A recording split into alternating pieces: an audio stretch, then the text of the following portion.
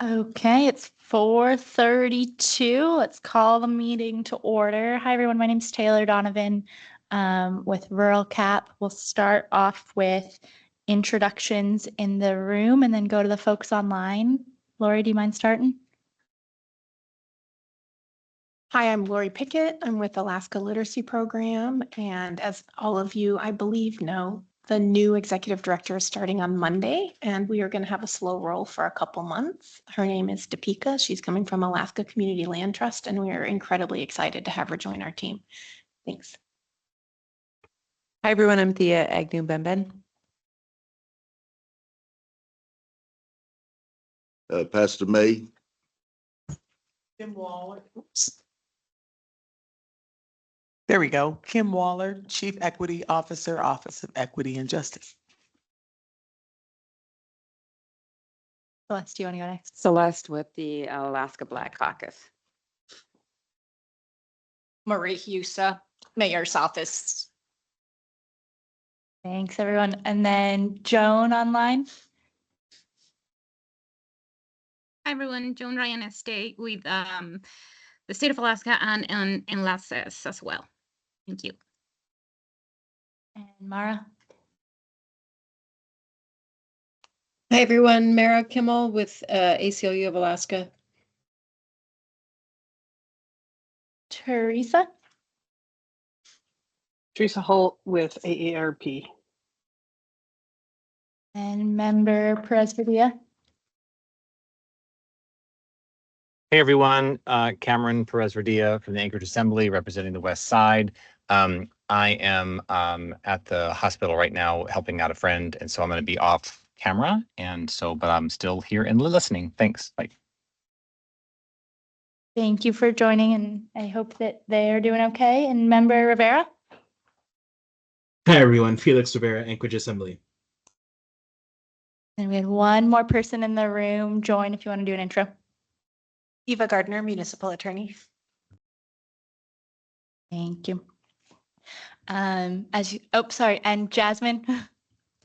Jasmine Akers, Deputy Clerk and Staff to the Committee. Thanks, Jasmine. As you guys can tell, I am back to facilitate for the second time. Joan is remotely assisting with facilitation from Nome. And so we will also do a land and labor acknowledgement.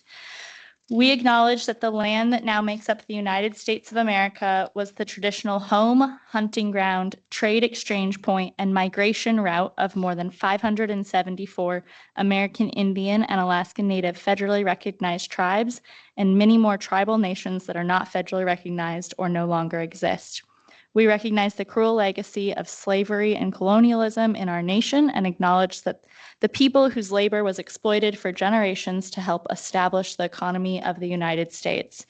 We honor Indigenous, enslaved, and immigrant peoples' resilience, labor, and stewardship of the land and commit to creating a future founded on respect, justice, and inclusion for all people as we work to heal the deepest generational wounds. Today, I will add to our land and labor acknowledgement that President Biden is issuing the first apology for Alaska Native and American Indian boarding school survivors, and a president has never done that in the 150-year legacy of taking children from their homes and putting them in boarding schools. So a special note to our land and labor acknowledgement today. Okay, first up to unfinished business on the agenda, an exciting and much anticipated and awaited language access audit by Lori and Joan. Thank you for that, Taylor. And I'm just going to do an overview of the work that we did. And also I want to highlight the importance of this committee on this, because this is one of the actionable items that this committee can actually do for the entire municipality of Anchorage. So I think that is very important to note, especially in this meeting today. So what we did, it was Lori, Pana, and myself who, after the language access audit came, we went through that, and also the municipality has, and Jasmine sent it to all of you, it has policies and procedures on language access.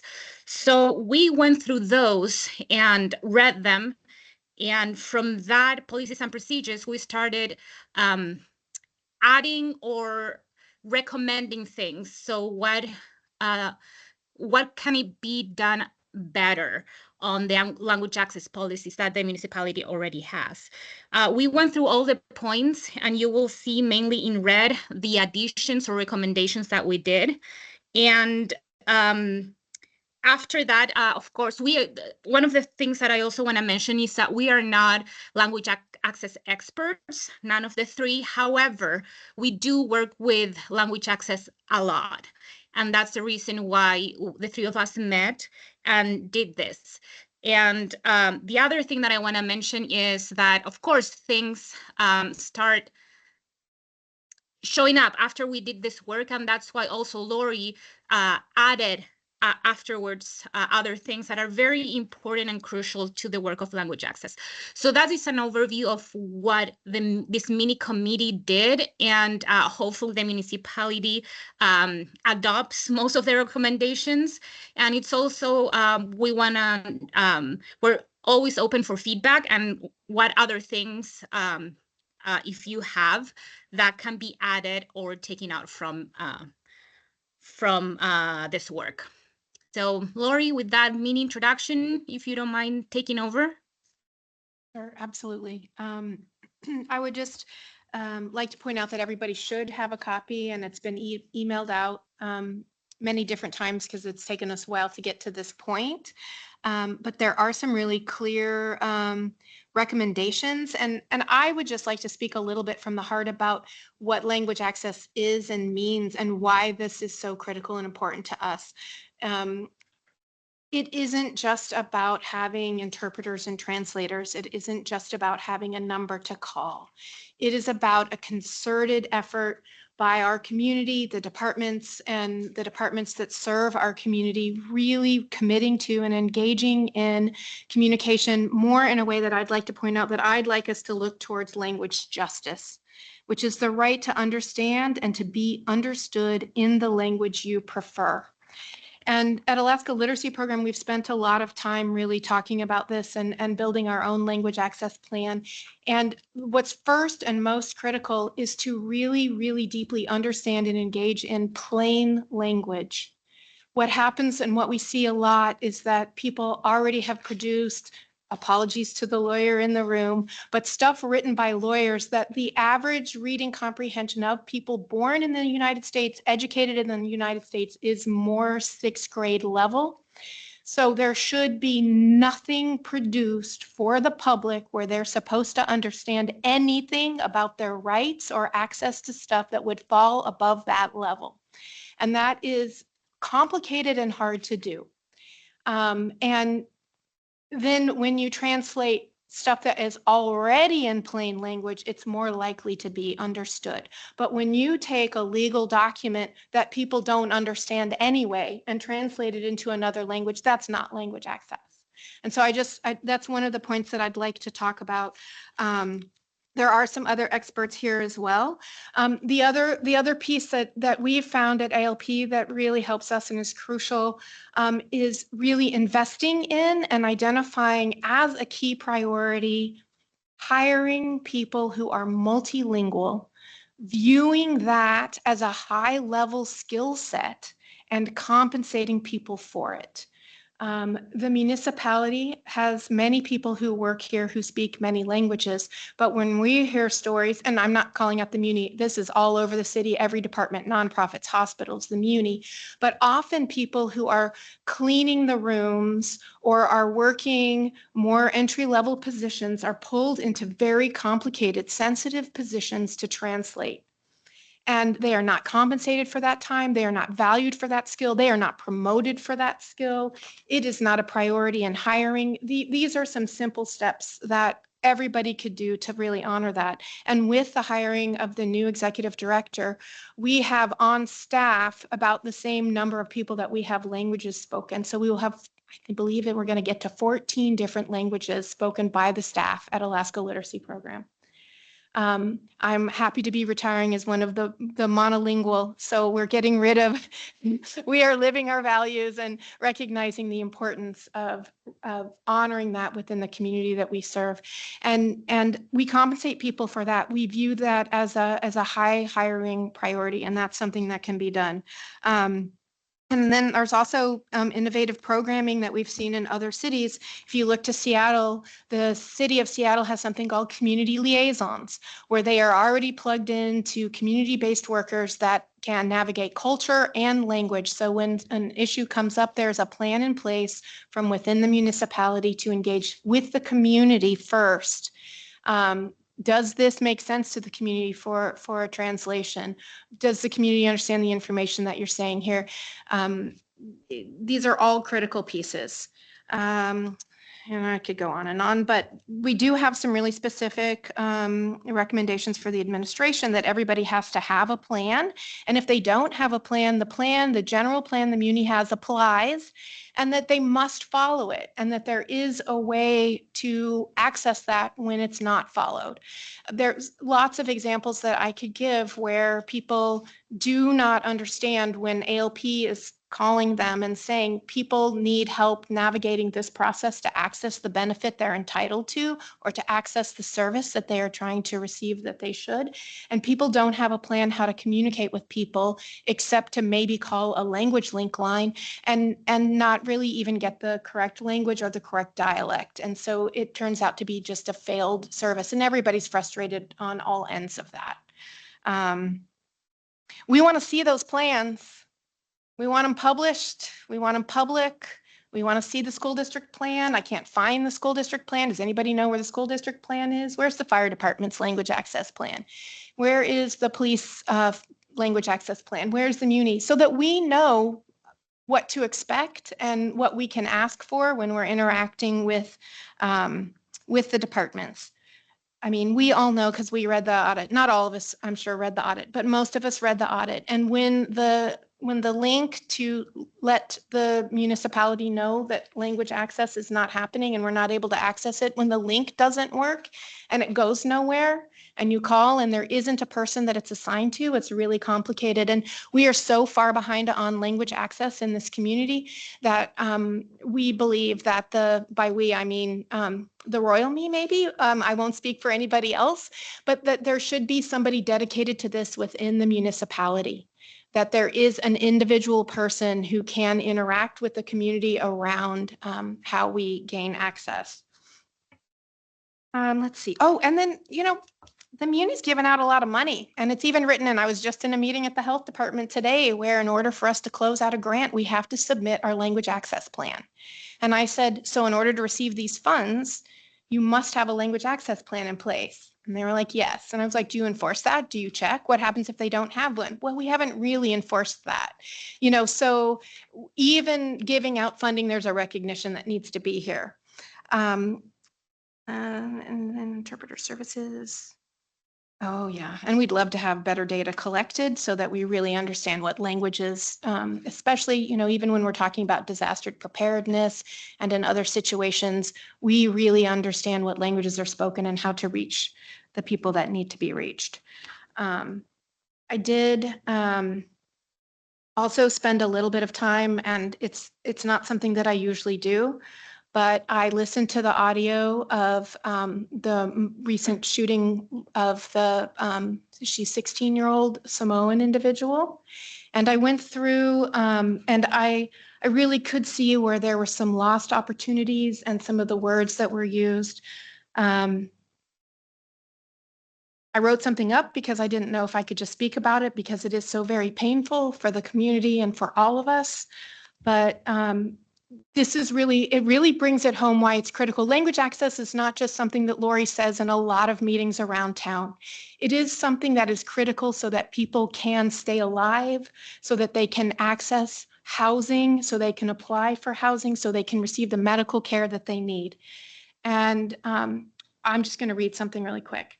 As we work to address language access, in my opinion, the real goal is language justice. I cannot help but see the critical need for us all to understand what is at stake for our community. The recent shooting, I don't know if we're allowed to say her name, for me highlights gaps we have in both. I took the time to listen to the recording specifically around thinking about language access, the use of plain language, and language justice, for the purpose of learning how we as a community can do better, really not to criticize individuals. The use of multiple languages in the home and the instantaneous translation happening were an indicator that understanding English by everyone was a concern. I did not hear any questions asked by the 911 operator or officers about the ability to understand English directed to the family or directed to her in any way to ensure that she understood the commands given. When I listened to the recording, sentences and phrases contained confusing and high-level language like don't want things escalated, need to de-escalate, throwing a wrench in the mix, show me open empty hands.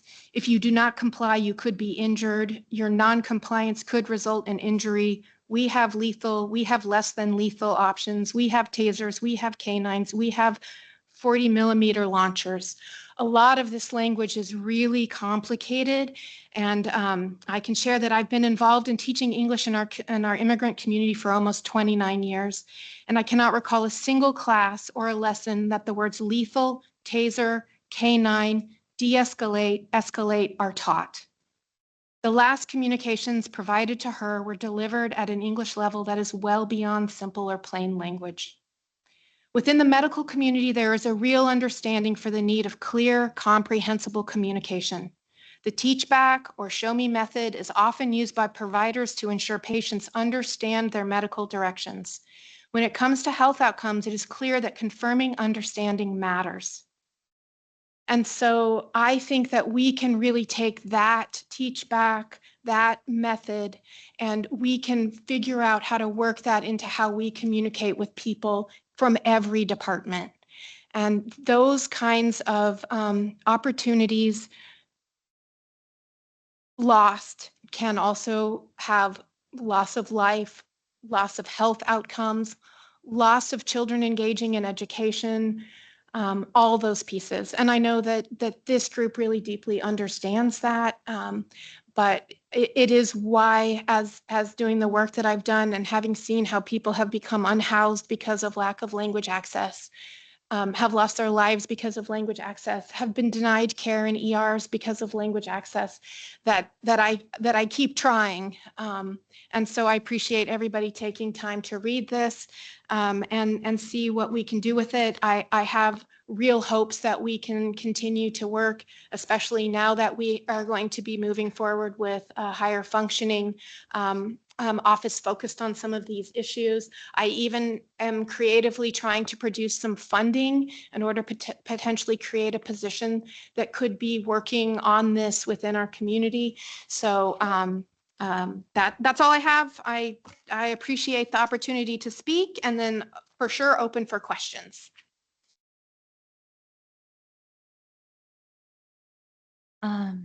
Yeah, Lori, I just want to thank you for sharing all that and taking the time to educate yourself and educate us on language access and the impacts that lack of language access can have and are very real on our community. Any questions, comments for Lori? I have a couple questions. So, yeah, thank you for the research and the information. I'm just, as you were talking, I was thinking, well, where is the city's affirmative action plan? The affirmative action plan is a tool that I believe this should be housed in because it does the same, it's supposed to do the same thing. And so my question is, what is the status of the city's affirmative action plan? It used to be housed in the Office of Equal Opportunity, but completed by the Employee Relations Department. So that's my first question, and I know you probably can't answer that, but perhaps somebody from the assembly that's online, or our attorney might be able to respond to that. And, oh, go ahead. You had your hand up. Oh, Thank you. So Ron Kamahele has completed the most recent version of the affirmative action plan. So that does live with Ron. so because I read in here somewhere that this plan that we don't see is in the mayor's office. Is that what I'm here? And that the position reports to the mayor. At least that's what's in here. So it just seems like there's a lot of confusion about that position and the work that's coming out of this language access, at least from this old policy dated 2018. And Yeah, I believe this one was the one that Joan was able to find that we were really working from and looking at, because that was the most recent one, right? Joan?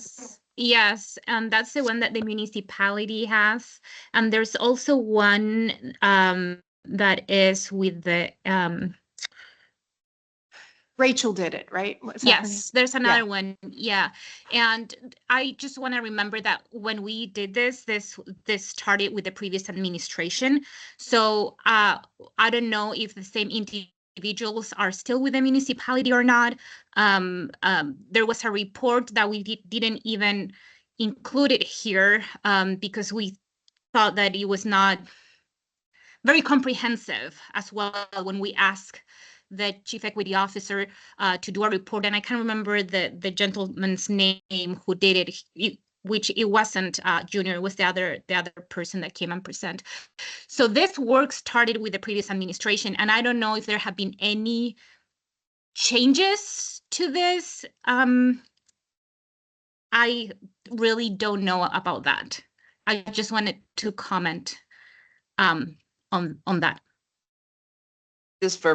I just looked up on the policies and procedures that are online, and it's this version is online. So even that seems to indicate this is still current policy, right? Yes, if it's still up on the PNP site. Yeah, so my question would be, we received the language access audit, and then you guys have done all of this great research and put this plan together, the recommendations and all of that. And thank you for your labors of love. I'll term it as that. And so I guess my question at this point is it incumbent upon this particular committee to either approve or rubber stamp these recommendations, and then they go from here? I don't know what the process is. That's why I'm asking what process we're using. And then from here, does it go back to the person who's in charge of language access at this particular point? I know previously it was under the chief equity officer's purview, and if that's still the case, I don't know where it is now with all of the new stuff that's going on. But if that's still the case, then do we either rubber stamp or approve these recommendations, and it goes back, the committee can go back to that department and I guess negotiate and see where you come with the negotiations, or just what are we attempting to do and to move forward with this info?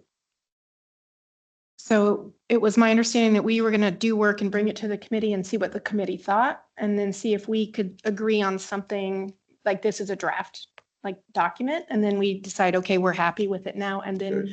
we give it wherever we land, right? I would have said, since we are of the Assembly Equity Committee, that we would give it to the Assembly and say, these are our recommendations, but maybe we're going to be more in administration, or maybe we do both, but then we hand it over and say, this is what this committee is recommending for moving forward. That was my understanding. Okay, because I knew under the, I guess, old regime, Junior was handling he was in charge of that.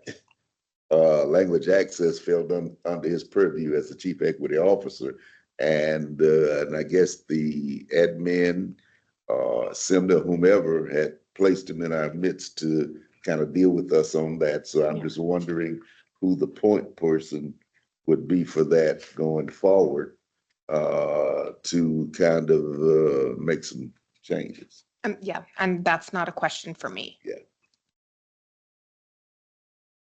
Thank you. So I can't speak to what Junior did or did not do with this plan. I can say that I know that Erica, who was running the office of the OEO, but she has peeled off to serve as a consultant, has shared with me some of the details about the language access plan, has said that we are in compliance. And I think that as of now, as you are, you mentioned turning this over to the assembly to look at and review. I would recommend those as next steps. And certainly as we continue to flesh out the functions of this office, the Office of Equity and Justice, then this language access program would live with us, but that has yet to be decided. Okay. Mara has her hand up, it looks like. Yeah, thank you very much. Yeah, I actually had the same questions as Reverend May. I'm also curious, though, given what Kim, you just noted, that we're in compliance, because that's not been, I think that's not been the experience of the community members, that there is any compliance going on with language access. And I just want to commend Joan and Lori and Panna for the work. And if there's a way to move that we amend the the existing policy and update it in the way that that subcommittee suggests, I think that that would be really good. This is well overdue. And for the lawyer in the room, I do just want to say that language access is a civil right. And that if we are non-compliant with the municipality's responsibility to provide linguistically accessible services, the municipality risks all federal funding. So it's not just federal funding that would involve working with limited English proficient Alaskans, but all federal funding. So the stakes to the city are really high. And I would also say that Department of Justice has always been watching the state of Alaska and the municipality of Anchorage because of our history of non-compliance with Title VI of the Civil Rights Act. And then the last thing I just want to mention is Lori very articulately sketched out the need for language access and all of the harms that can result to our community if we don't provide language access. But I also really want to emphasize that we need to have an asset mindset when we're thinking about this and not just a deficit mindset. That if we encourage bilingual and multilingual Alaskans, it helps us in so many ways. It helps us with our potential economic future. It helps us with our cultural future. It helps us with our social cohesion. Language skills are a tremendous asset and should be highly valued, as Lori suggests. We have a seal of biliteracy at our school district, which is a wonderful thing to have. And we just don't take good enough advantage of it. And we need to start to see this as an absolute skill and something that we're proud of and something that we support and something that we build into our city structures, our governance structures, to promote full inclusion and equity for our community.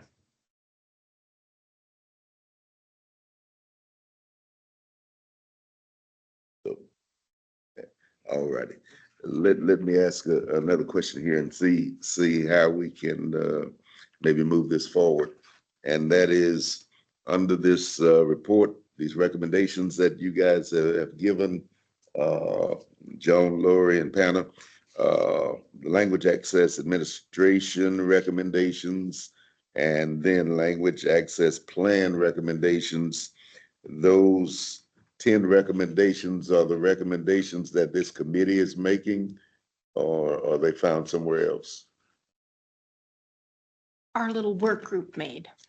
Well, the committee, your Yeah. committee. I'm Yeah. sorry. Yeah, I didn't know if you meant the full committee or the language access committee. Yeah. So these 10 recommendations is what we ought to be looking at. I guess that's what I'm asking. Under language access administration recommendations and language access plan recommendations. On the first page of the Yes, I recommendation. mean, yes, those should be looked at, but also there are individual recommendations made to the plan that was in place to improve the plan. So really, I want you to look at all the pages. Okay.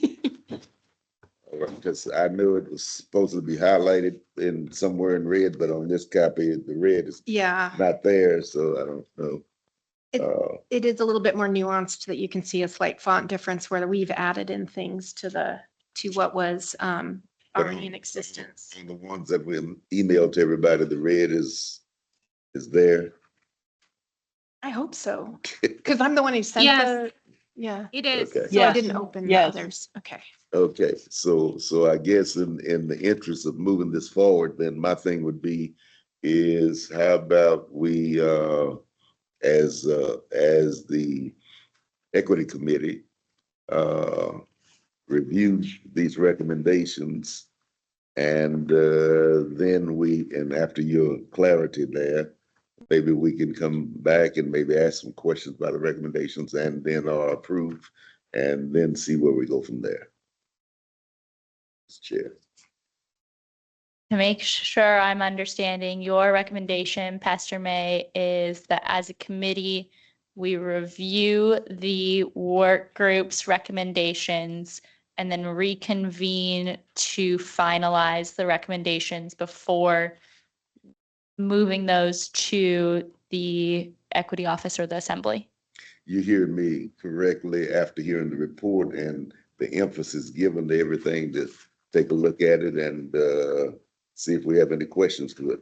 Well, personally, maybe you guys are ready, but I wasn't prepared to ask questions on it or even, yeah. I just Most of quickly this want, information we kind of got yesterday.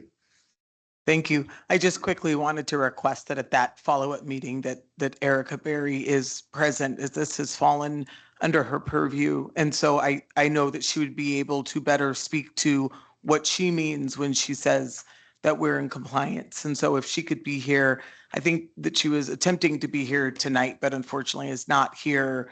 But I'm hoping that she can be included in that conversation so you can get the answers that you need and that this deserves. Okay, and then the other thing for my clarity is, I guess if we're gonna do that, then I guess we would need to know what is the continuation plan, because this was supposedly to be our last quote unquote meeting. And so we need to know what we're gonna do going forward. So if this is all gonna get continued, or what are we doing here? Real quick before we go to that, I see Joan has her hand up. Thank you, Taylor. Yeah, one of the things that I want to mention is that we have done this work, I think 6 months ago. So we were hoping that everyone could have read this in advance. So we could actually have some action finally today. But that is not the case. So we'll see what happens maybe in the next meeting. And then I have a question, and I don't know who the person is that can answer this question. Who in the municipality is in charge of making or approving or making changes to policies and procedures? Because I believe they are the people that if this gets approved after it moves forward, that department or person is responsible on doing the changes. So who is that person or the department in charge of making policies and procedures? Assembly, probably. No, I heard that. And no, we are not. The assembly is not in charge of that. Well, at least we got that- you in here. that would be the Office of Management and Budget. They're the ones that manage municipal-wide policies. So that means that whenever the recommendation gets adopted, they are the ones who finalize the process for this to happen. Yeah, correct. They have their own process that they need to go through to update policies. Okay, thank you, Felix. I'd like to suggest, given the work that's the subcommittee's done and given that information, that it would, to make changes to the policy would really need to go through OMB. I wonder if instead of the committee deciding if they want to endorse these specific recommendations, if the committee could instead decide, do they want to pursue further discussions around updating this policy and procedure with OMB? And then, of course, this can be used as guidance because this is like foundational work, but it seems like that's maybe a question of whether we want to, ask for that, this policy, the 2018 language access policy, to be reviewed and to have some role in that review.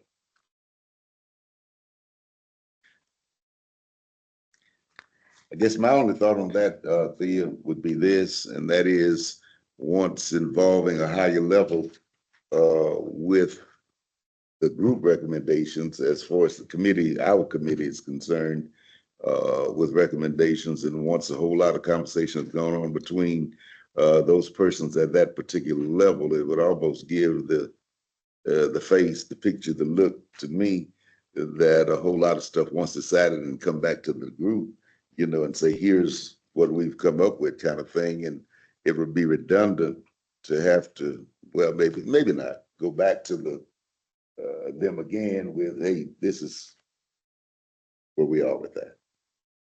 So either way. So I have a question to our assembly folks online, and that is what their thoughts are on these changes. So either Felix. Yeah, Cameron isn't here, so I'm happy to respond, Celeste. So, I mean, I have been an ardent champion that we need to do so much more when it comes to language access. And I appreciate the mention of Erica Berry and the work that she did. I have had very strong disagreements with Ms. Berry in the past about language access and our non-compliance with language access. So yes, I would fully support the recommendations that the committee brings forward. Of course, knowing I am not the arbiter, in the end, it is the administration who is the final arbiter. All right, thank you for that. And as a follow-up, I just, I just want work to be done. I just want the work done. And when we have individuals that share that work is in compliance, we know what that means because we see the stats, we hear from the people. So we know that that's not accurate. And so, I just want to make sure that we're not just that we're not moving in the same direction, that we're moving in a different direction. It's a new day begun. It's time for change.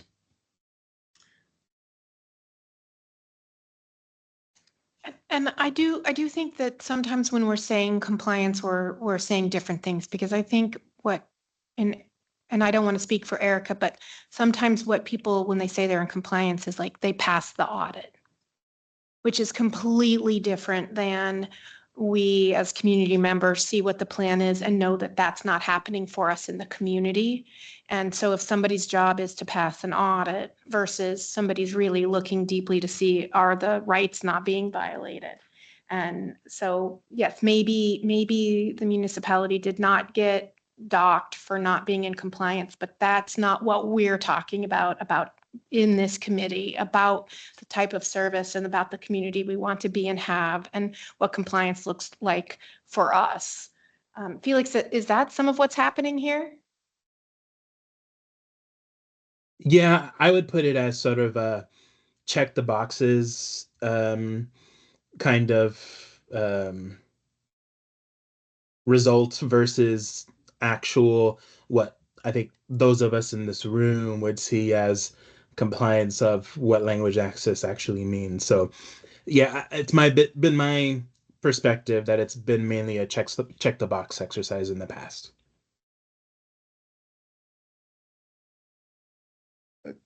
I just wanted to add quickly that I know a lot of this has been shuffled around. And in my role as Chief Equity Officer, going forward, I am happy to do some of this digging and to take some of these recommendations and to get them to the right persons and to assure that, all of these recommendations are taken seriously. I see there was a lot of hard work that went into this. And again, I can't account for what happened prior to my taking this role, but I can say that I am equally as committed as you are to seeing this work going forward. And so for whatever it's worth, I just want to assure that you do have my partnership in making sure that this gets sorted out and gets in front of the right eyeballs. Yeah, Mara. I think I appreciate that, Kim, a lot. And I think that we are all feeling in a hurry because we've all been dealing with this issue for decades. And so I think that what I would like to see is the great work, again, that the subcommittee did, just forwarded to to OMB directly and ask if they can amend the policies in the way that are suggested. I think it's easy enough, given what Panna, Lori, and Joan did, to make some word changes and get that policy implemented. And then even more importantly, make sure that there's follow through and there is compliance with this, because I do think that I don't even know what boxes would be checked to indicate compliance, because if we can't find language access plans, and frankly, and I don't mean to speak so severely about this, but Easter's death, I think, is really a good indication of the fact that we failed in our language access. So I think time is of the essence. I think to cut through the Gordian knot of this, we just send what we have to OMB and ask them to take quick action on it and to get the policies that are already in existence amended and then activated and implemented and enforced.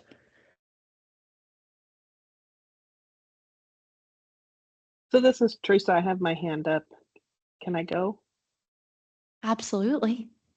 I have just a question for the committee.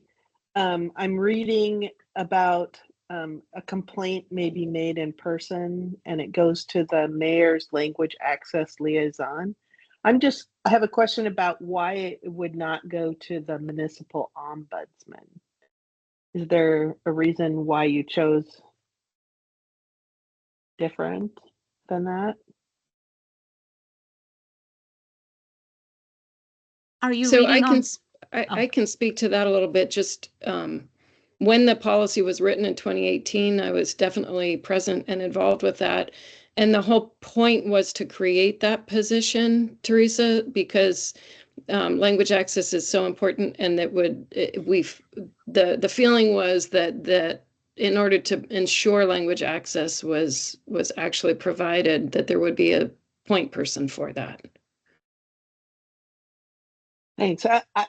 It might just be maybe changing that paragraph to say a complaint would be made to the ombudsman, who will work with the language access liaison, because that is an enforcement piece that is already set up. And my past workings with the ombudsman, although it wasn't around language, was that they are more of a one-on-one and help people through the process. I don't know. That's just my thought. I just want to say something really quickly too. We have to be careful about designating individuals in various departments. So if this mayor is a good mayor and this is where this complaint goes, great. If we get a mayor that is not concerning about some of this stuff and that's the designee, then we have a problem. So that, I don't know, we just need to be careful about that. And what I was about to say prior to Mara speaking, in deference to Thea, my thought was that in simplifying the process, we could probably just empower our committee to take the recommendations and run with it. And I think that's kind of what Mara was saying, and then where Thea was parked earlier. Just empower you guys to take it to the next level and see where we go from here. And again, I agree, would simplify the process. I have one last follow-up question, and it sounds sort of like that was a motion and a second to officially, we'll go back to that. Thea's shaking her head at me. Is there currently a language access liaison staffed?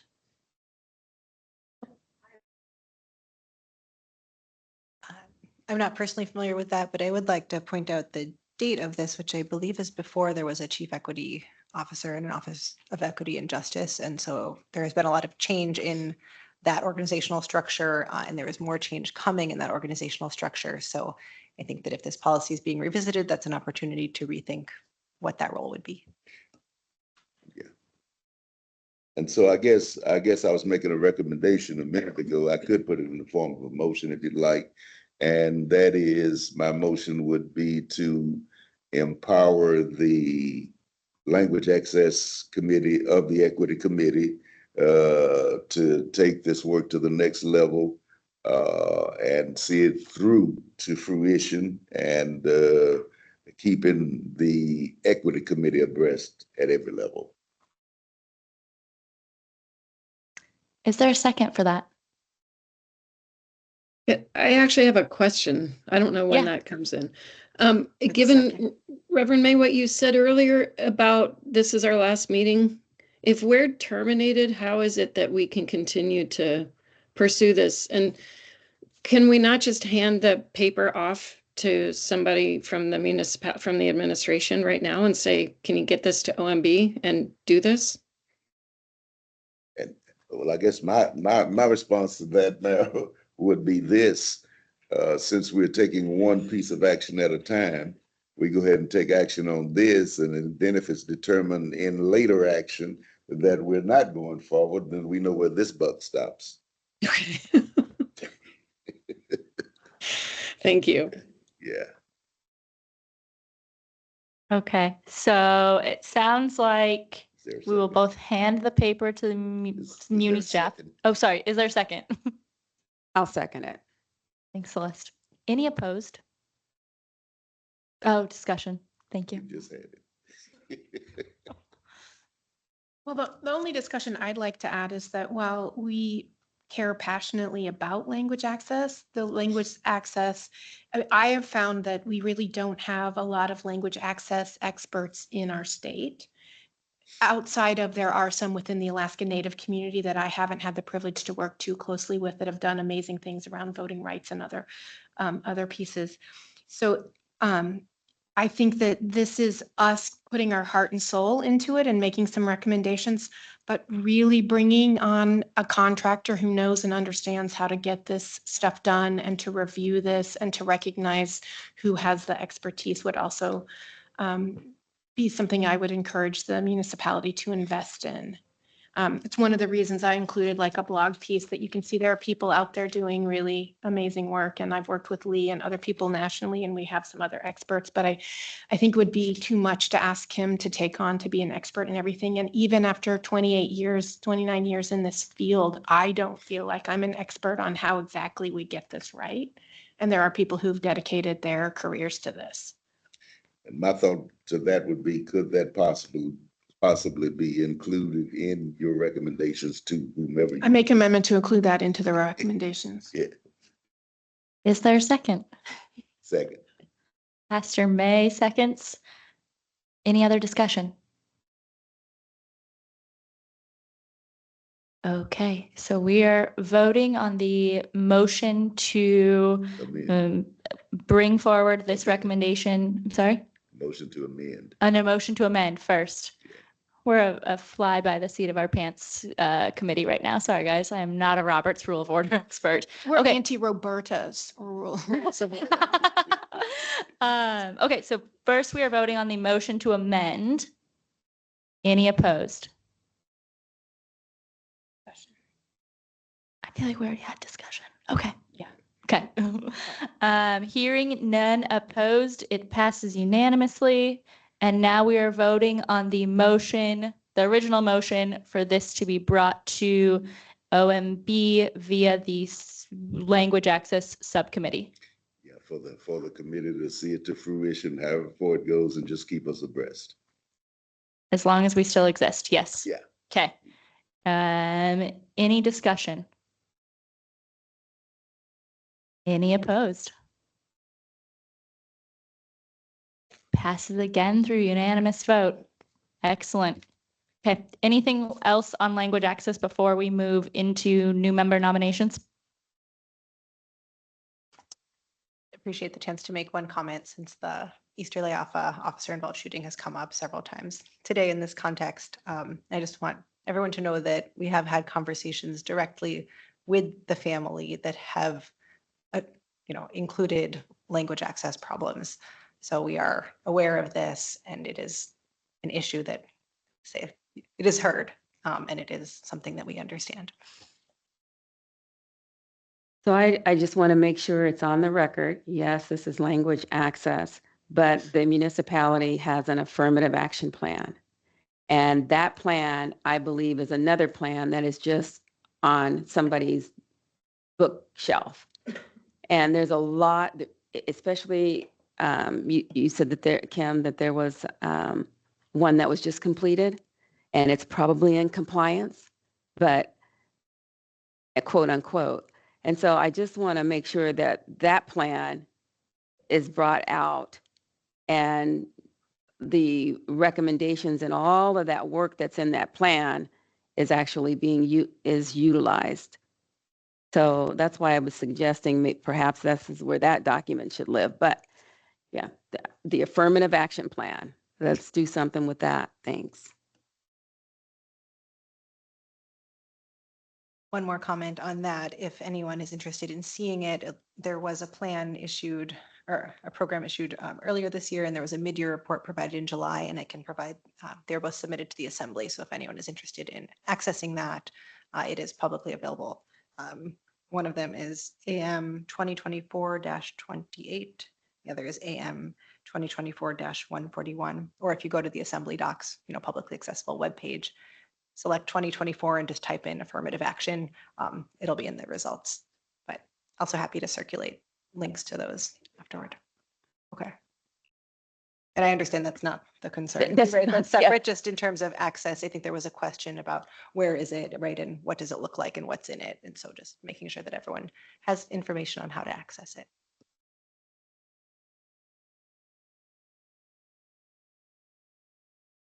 Thank you. And then if we have not Can I- gotten can it, I if add you a wouldn't mind comment? sending that. Oh, great. Go ahead. Sorry, this is Taffy. Because the name Easter Lafa was brought up, I just want to also say that yes, there was language accessibility issue with her situation. There were also family members that were involved that spoke very good English, but there was still a problem. So I just want to bring that up because I don't want to use just language accessibility as the reason, because we all know that that's not the only reason here. And as an advocate for my community, I want to say that, and so that everyone can know that it wasn't just language accessibility that was the issue with her situation. It was also, there were also family members that were speaking in English to the police officers that were involved in this situation, and they weren't heard. So I just wanted to point that out and put it on record. Thank you. Thank you, Taffy. I'm on a assembly committee on language access. And so that's. Hey, Panna, if you are talking to us, you are not muted.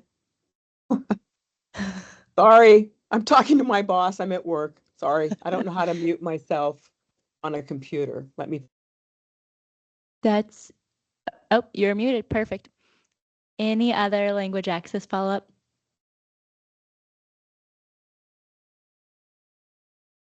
Okay. With that, any new member nominations?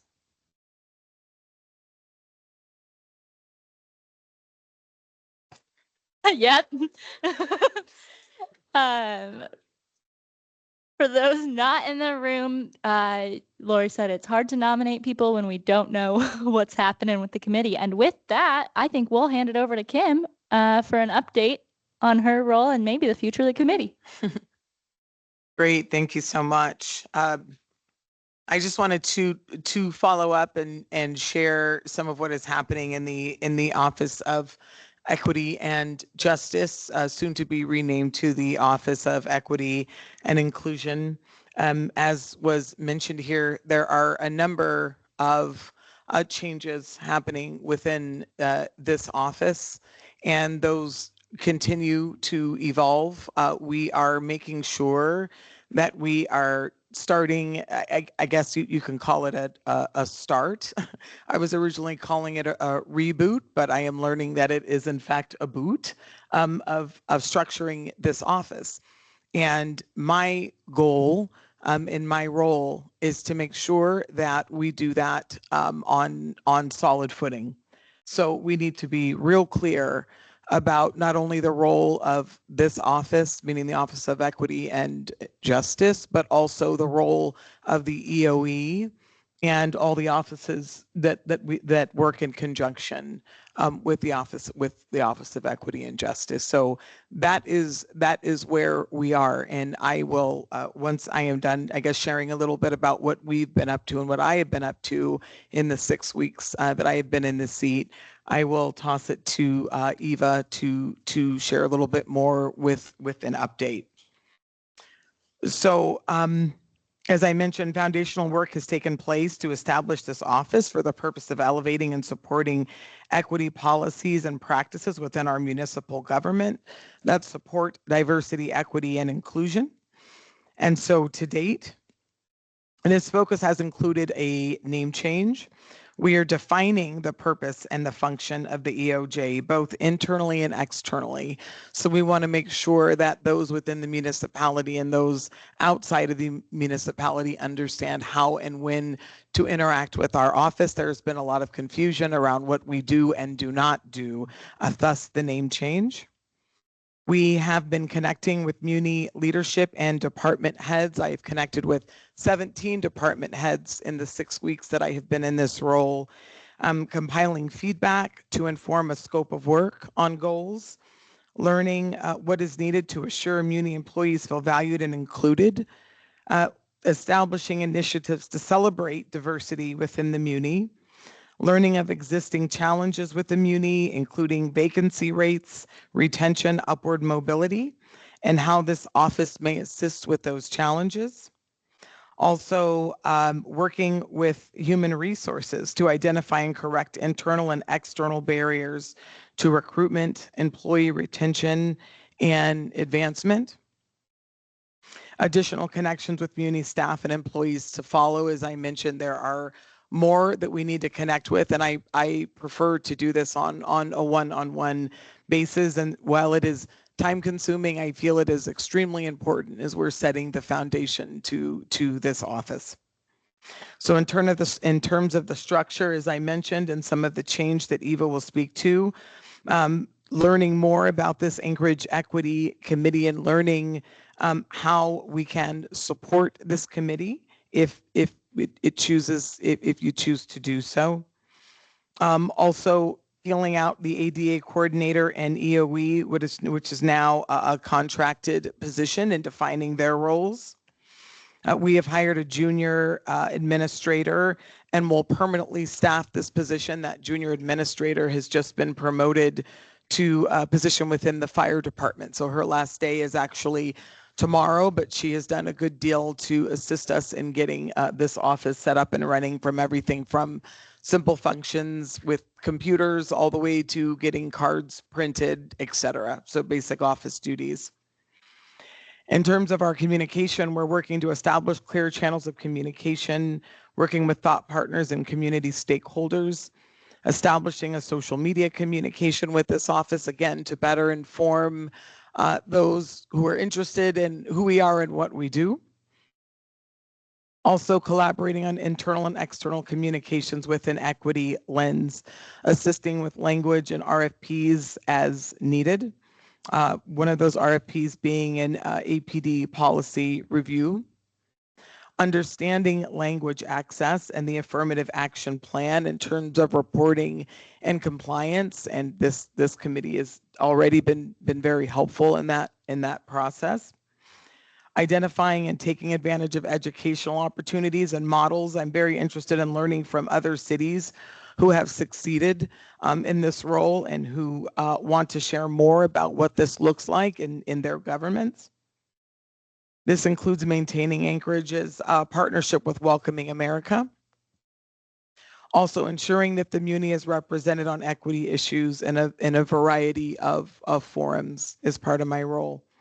So as I mentioned, being in the process of establishing our goals and not only learning how the Muni works, but identifying the function of this office. We have also identified some future goals that we think will be more on par for a 12-month track. That includes better understanding the National League of Cities, Muni-wide cultural sensitivity training. We're thinking about AIDS and HIV outreach in collaboration with community stakeholders. We're looking at voting access, continuing to establish accountability across departments to increase diversity within the Muni. We are looking at exploring affinity groups, thinking about grant education, and outreach, assisting to remove barriers with grants, assisting community stakeholders around issues of inequity. And in terms of assembly members and initiatives that they are hoping that we can possibly partner with and support, including Housing Action Plan, supporting growth and removing barriers for local and small business, and aligning spending with the CIP and the CIB with population density. So this is again, this is where I'm at after 6 weeks, and just want to share that I am really grateful to the work that has been done here by this group, and I'm going to toss it to Eva if there aren't any questions. Yep, I do see some questions coming up, but I know that Eva wants to share an update, an administration update. So I will pause for any questions. All right. The question that I had is, as far as I've heard a couple of times about the pending name change, Office of Equity and Inclusion. So what's the process for that? What's the timeline for that? Or what are you dealing with having to get that done? You want to speak? I can take that question. So the new administration is doing a little bit of a reorg, right? And moving pieces around on the org chart. And one of the changes, which Kim has mentioned, is moving the Office of Equal Opportunity out from under Kim's office to be under Bill Falsey's office, the Chief Administrative Officer. And that's going to be renamed the Office of Federal Compliance. So that is, and that could be a place for the language liaison to live. And so those functions, Erica Berry is currently on a contract to consult in helping set that up and delineate duties between Kim's office and that office. And then that position would be filled. So the name change is going to be rolled into the reorganization ordinance that gets submitted to the assembly. So it'll just be a little swap for equity and inclusion from equity and justice on that. The org chart update. And there is another, Kim, should I inviting me to talk about the Oh, no, just, is there a timeline for that? Oh, yes, I think within the next few weeks, it needs to go with the budget. So it's budget season, so that should be going in, I think in the next, I don't know when it would be finalized, but I think it'll be introduced in a meeting or two, assembly meeting or two. So as far as the name change, the assembly has to sign off on that. Oh, yes. Yeah. Okay. And we've also had a number of conversations about how this committee could interact with Kim's role. And I'm not sure on the agenda if that is supposed to be down at the bottom in the discussions, options and functions, or if now is the time for that discussion. But I do know, I think Maria is here to provide an administration update. So if you'd like a broader update from the mayor's office. Would you like to go first? Whatever you guys feel flows better. Yeah. Just a moment through the chair. There was a question online. So do you mind if I read that into the record? Toffee just would like to know how big your team is, Kim. Thank you. So as mentioned, we have a junior admin officer who is with us until tomorrow. And then we will be hiring a new junior admin officer hoping to staff that position by January of 2025.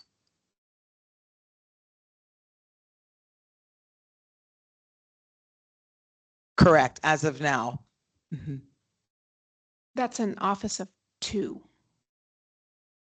Yeah, restate that again.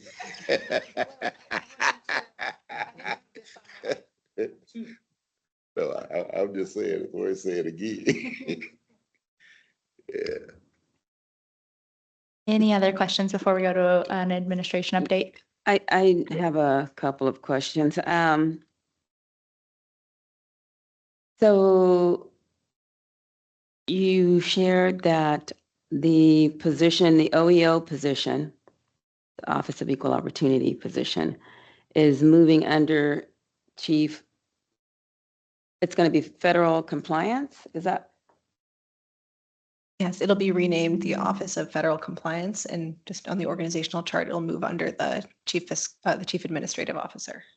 And the individual that served as the director of OEO is now on contract. Is that right? Yes, that's the current status. Thank you. Is the contract about to be terminated or what? I can explain that. This was put before the Assembly because the Assembly approved the contract. So Ms. Berry had been serving in that role and had expressed an intention to resign, I think either shortly before or shortly after the administration change for other opportunities, and a desire to ensure that that office remains staffed and that role continued to function. The municipality was able to get her to remain on contract to continue performing those functions because they are important, and also to work on helping, define the role of the new Office of Federal Compliance.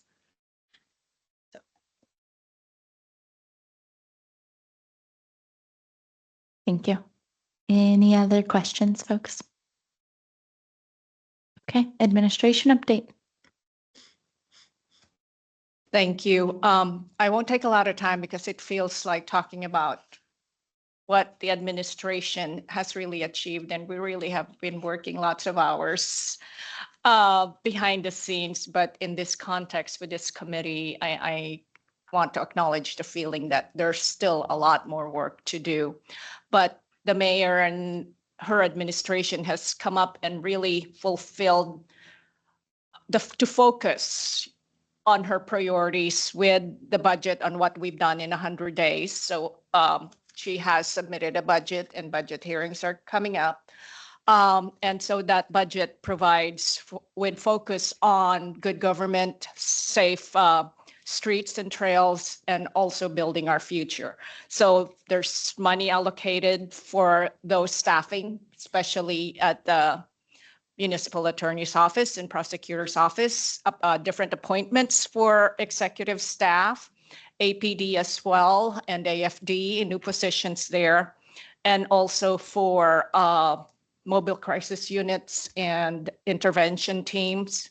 And also, of course, for housing, and that's still ongoing, to get more contracts to provide congregate and non-congregate housing. So again, there's more work to be done, but we're on it. I can tell you, I saw somebody yesterday leaving at 8 o'clock from the attorney's office, and she's like, we were both talking self-care, and she's like, but there's people there's work that people needs us to do.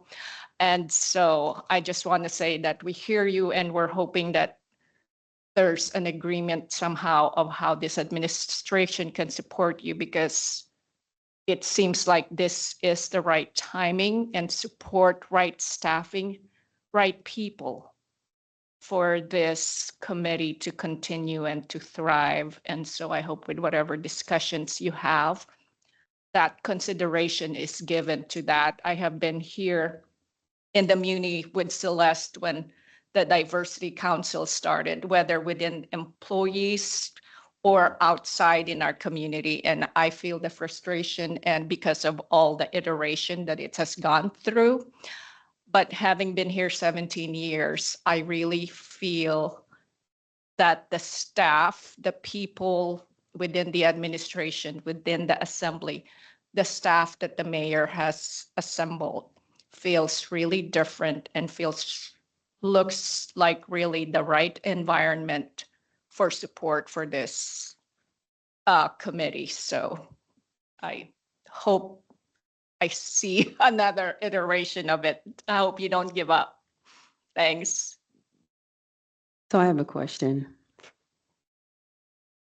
So the budget process, and you talked about some of the funding opportunities, and I'm just wondering, is there an opportunity to provide funding to this new office titled Equity and Inclusion, Office of Equity and Inclusion, to employees? And I say this every time, I'm going to continue saying it. So the OEO office, one individual is now under Federal compliance. federal compliance. That's one person.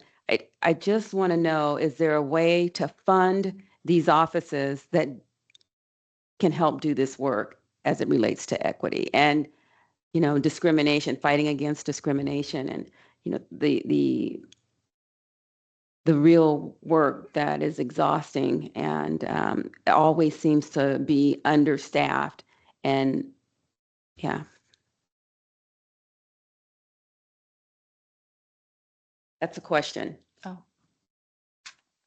I have no details on the budget, but it is available online. All of it that has been forwarded to the assembly is in the office of the, not ombudsman, OMB, Office of Management and Budget. All the documents are published in their website. Is there a public comment process for the budget? There are public hearings scheduled with the assembly in November, and there is also a list on OMB's page of the timeline and when those dates are. Through the Just to chair, I can interject. comment on that. Oh, Felix, go ahead, Jasmine. You got it. So we had our first public hearing on the 22nd, so this last meeting, and then we will have our second one at the next meeting on November 6th. That is a Wednesday, but that will be the second public hearing for the budget. And can I just ask Jasmine, would you mind just dropping the link into the chat that takes you to the page on the assembly page that talks about joining the conversation around the work sessions? You know what I'm talking about? I can Teams it to you. Okay.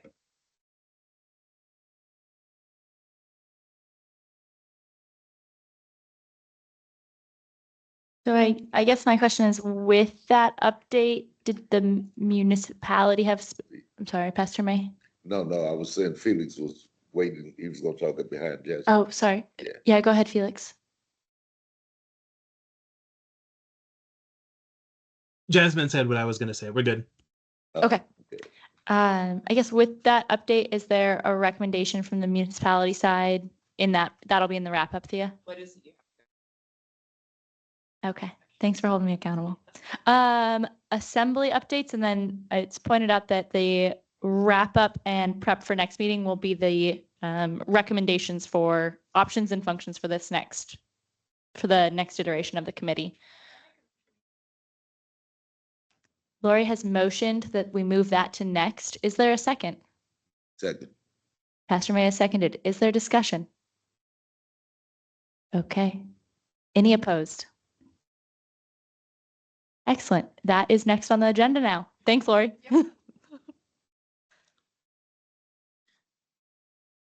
Well, I guess my question would be, with us having this officially as the last meeting date and looking into where we go from here, I think in our last setting, and I kind of thought that might have been somewhere in the unfinished business or whatever, but anyway, Felix, were you able to check into the information that we were talking about and are requesting in our last meeting relative to codifying? Yes. And that's why yes. Eva is here. And sorry to interrupt. I'm just looking at the time. That's why Eva is here. Eva is here to give that update. Thanks. So it is something we've been working on. I'm actually going to turn the mic back to Kim because I think we'd like to start with a statement of intention about the role of this committee, and then I can follow up with the details unless you'd like to do it the other way around. But okay. So for this committee, I was actually in your committee meeting, I think in July, shortly after I started, where you started discussing the idea of being a steering committee or an advisory committee to the Office of Equity and Justice. And so we have been having a lot of conversations about that and what it could look like. And Kim will speak to her interest in, having that come into being. There are several things. So we think it is possible under code. It would require a code change to move it into the executive branch and have it be an advisory committee to an executive department. There are things that would have to be sorted out. For example, how are members appointed? Are there different categories of individuals that you'd want to check the boxes on? I guess, which is not a great way to say that, but would you want representatives from different parts of the community? How often would you meet, and what would your scope of your duties be? So for that, those are all details that would need to be worked out. And there would also be the administrative side of it, kind of who staffs the committee. It would be subject to the Open Meetings Act and notice requirements. So who would put those out, who would organize meetings, who would, take minutes and all of that. So there's quite a bit of administrative work and logistical work to be done to figure that out. And I think we are happy to do that, but doing it on an immediate timeline is something that is not really logistically possible right now. And part of that is the limitations of Kim's resources, which, as you've heard, she is a 2-person office who will be going down to a 1-person office until January. So we would like to do that. I think the goal would be to bring that into effect, get that sorted out in early 2025. But in the meantime, to use the time between now and then productively, and instead of having formal meetings, have informal kind of brainstorming sessions to work through all those details, because it's not something that we can come up with on our own. It would require all of you to participate and share your thoughts on that. Thank you, Eva. And as we were discussing this option of this committee serving as an advisory committee to the Office of Equity and Justice, and we were speaking about resources and what is available now, I just wanted to say, that I am in full support of this committee and the work that you're doing, and not you just serving this office, but you are serving the city of Anchorage. And I see that, and I recognize that. I would like to find a way to make this work, but I would like it to be a realistic way. And so, in speaking with Eva, it was, we were brainstorming a bit and thinking that maybe prior to 2025, we can have 2, I think Eva Mitt called them informal discussions, but have 2 working groups, if you will, and really figure out what the structure of this committee would look like. And then in 2025, at the top of 2025, this office would be better positioned to support you. And I would like to do that. And with the assistance of a junior admin, I believe we could make that happen. I also had the suggestion for quarterly meetings, and that's something that I am interested to hear if you all are willing to have quarterly meetings. If that schedule works with you, that is also something else that I'm hoping to throw out, is learn more about the frequency of your meetings and what you would need in terms of support. My question would be on that, if I may. You mentioned 2 working committees, and so in my understanding, I'm thinking you're thinking in terms of a working committee on the admin side, the executive side, and a working committee from this group, this side, or what 2 working committees are we speaking of? Apologies if I wasn't clear. No, I was speaking of 2 work sessions, like 2 informal gatherings with this committee and our office to kind of talk about our way forward in 2025. Okay, because you said 2 working committees. Oh, apologies. Sorry about that. Yeah, Yeah. Yeah. okay. So Kim, real quick, so the quarterly meetings are just with your department, or you're suggesting us having quarterly meetings? Right. So I believe it's even, oh, go ahead, Eva. I can try to clarify. Mhm. So the proposal is to have this committee be formalized as a advisory committee to Kim's office in 2025. But in the meantime, to have some informal brainstorm sessions, we can call them, with any members of this committee who would like to participate to work through the details of what would a schedule look like for meetings? Would it be quarterly? Would it be something else? How do you want to decide who is on, how they're appointed, and just works through some of those details with you. We could come up with that proposal on our own, but it seems like there's a strong desire to have this committee and this membership and these people reconstitute that committee on the executive side. And so we'd appreciate your participation. I guess I have a follow-up question. What would be the limitations on size? I think that would be up for discussion. You mean for the brainstorm sessions or for the committee itself? No, for the committee itself. I think that is up for discussion. Because my thinking would we diminish parts of the equity committee numerically, or would that have to be, done, or is the whole committee operational for going forward, or? So I think in a technical sense, the committee would have to disband and then reform. So I think that, yeah, in terms of what the size should be, I mean, could be. I get that. I guess I was trying to get to the point where there were no legal ramifications for size for an advisory committee. No. Yeah, that's what I was kind of getting at. Yeah. I'm not aware of any. Yeah. And I just want to say I've attended 2 of your meetings, which is not that many.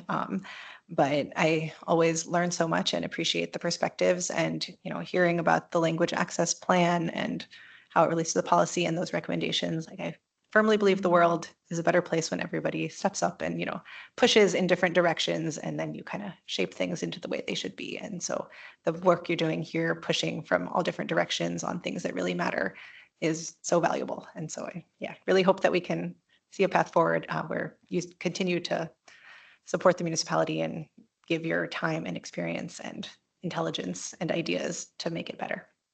So I guess I'm understanding between now and 2025, we're looking at a couple of brainstorming sessions to ascertain how we can come together and what it'll look like and all of that. Is that what I'm understanding?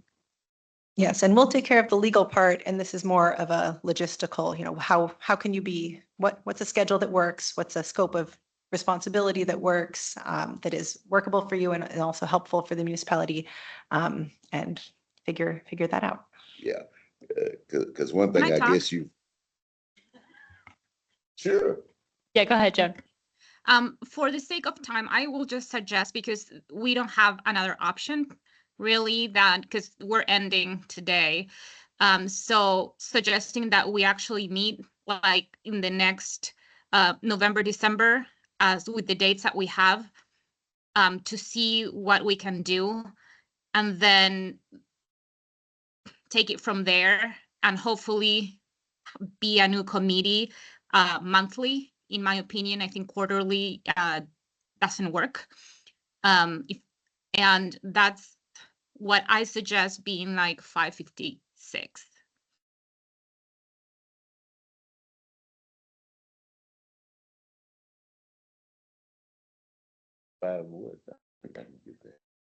Yeah, any opposition if we extend for an extra 5 minutes? Okay, I would just like to go on record saying I agree with Joan. I think that given the current atmosphere and the path forward, that having a working session next month informally, with a plan to formally reconvene next in early 2025. So I guess my question to that would be, would that be conducive to Well, I just want to say we've already done a lot of that work and we've got it all written down. And we've had some pretty good discussions on how we wanted to look as a committee that many of the members that are here still have done. So I think we've already got some good stuff to share around that. And it doesn't sound like it's going to fit exactly into what you're proposing, but maybe there's room for us to negotiate that. I guess what I'm hearing though is, does that schedule that was mentioned work for your side? As far as, I think Joan was mentioning that we meet next month at kind of our scheduled time and for one of those brainstorming sessions and then we could schedule the next one. Is that what I'm hearing, Joan? November and December. However, our meeting in November is on Thanksgiving Day, so we will have to change that. But yeah, at least have November. Maybe we do everything in November and then we just are a new committee in January. But having at least November and December planning to plan how we can become a new committee if we want to keep being a committee for the municipality. And just to clarify, we're talking informal brainstorming sessions, not a formal meeting Yes. of the committee, but Yes. it would be open to anyone here who would like to join and share thoughts. We won't be authorized to take any formal action or anything, but we would then take the thoughts and hopefully turn those into an ordinance we could introduce in the new year.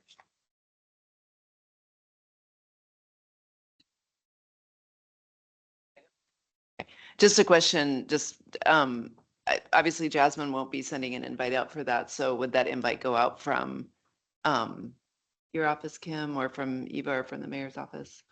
Just wanted to clarify that before we are done tonight. Yeah, thank you. We can send that out from my office. Mhm.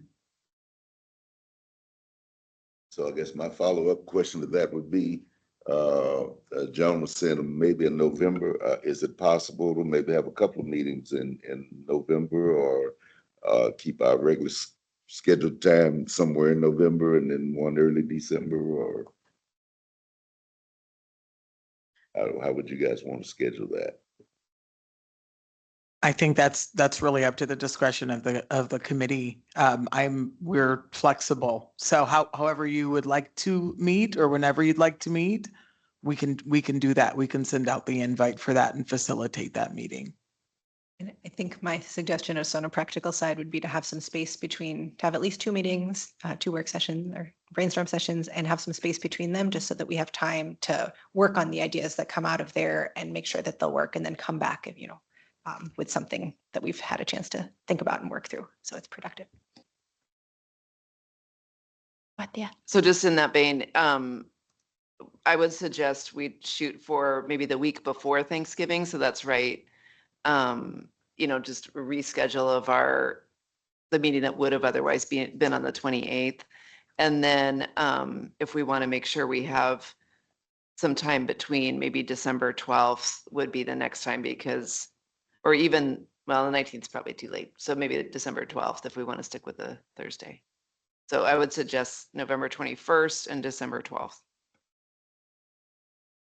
Just a side note, I will not be here November 21st. So if we could meet the week prior or either the week after, I could be present at that. How about the 14th of November then, just to make sure there's enough space, like Eva was saying. So 14th of November and then the 12th of December. That would work. Mm-hmm. Because it's an informal gathering, does it need to be a non-muni space or do we need to? No. Okay. Okay, so we will look for invites. Yeah, Pastor May. I was gonna ask, could we do the 13th or the 15th? The 14th doesn't work for me.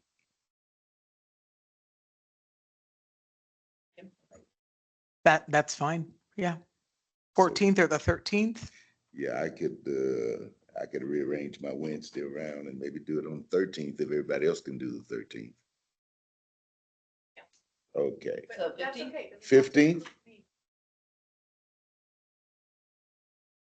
Well, we can do it earlier. Okay. Friday, the 16th? Actually, the 5th. Friday, the 15th.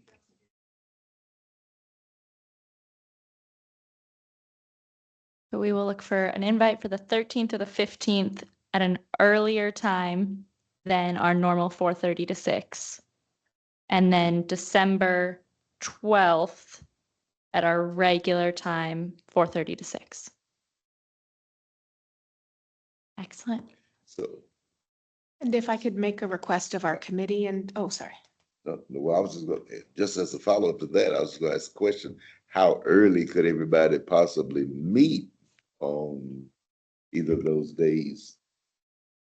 I mean, I'm flexible, day-wise, but everybody else may not be.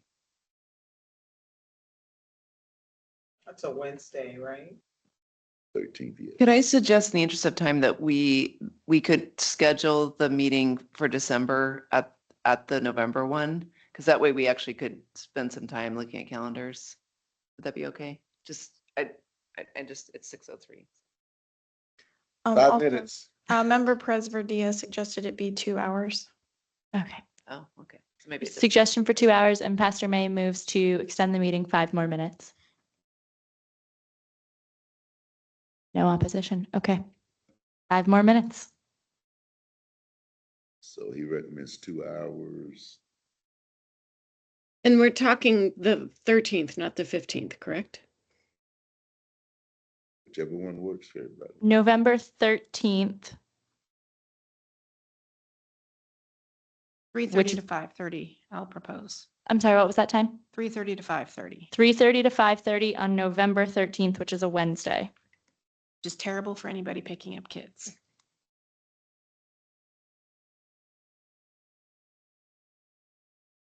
I would also like to request that we read our documents again, our founding documents. And it might be nice if those were emailed out so that you all have an opportunity to read those. I don't know if you already have access to those. Thea sent me the charter, I think yesterday, and I have not had a minute to read it, but I will make sure to read it before.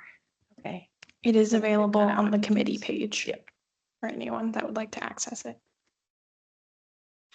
Okay, and then, sorry, just gonna make one comment about the December date. If we went with the 12th, I know there's another meeting scheduled in the big room, so it might be better to do also a Wednesday if that worked.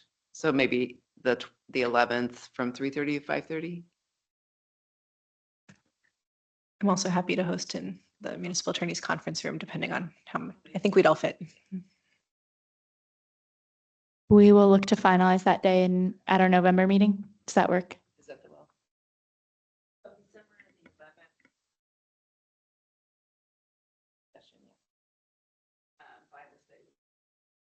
3:30 to 5:30?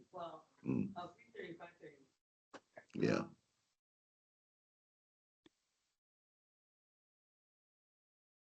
Is that also a problem for you on that?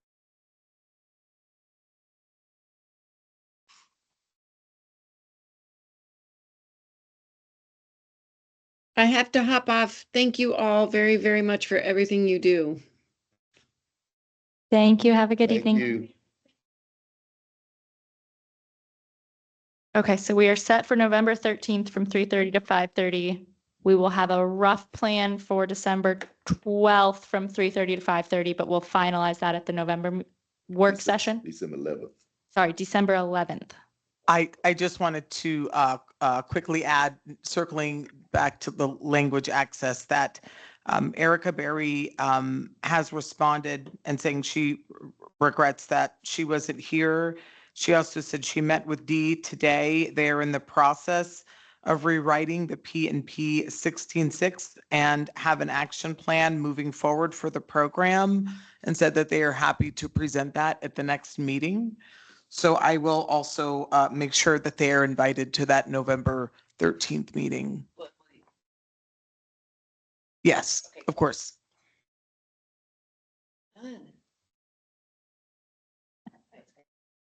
Anything else before we wrap up for the night, folks?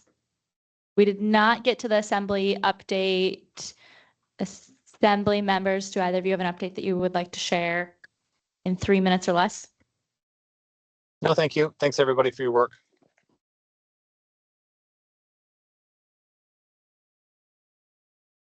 Felix? Yeah, seeing the limited time. No, I'm good. Thanks. Any audience participation? Okay. We are adjourned. Good job. Thank you, Taylor. Bye, Joan. You have